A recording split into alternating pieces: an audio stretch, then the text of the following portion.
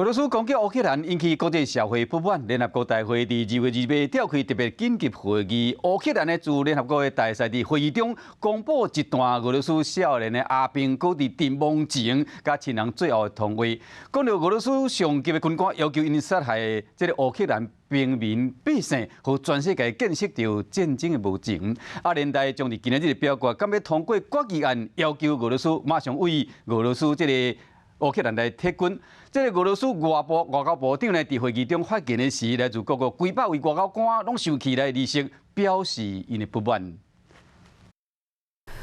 俄罗斯拍乌克兰第7天，战事愈来愈烈，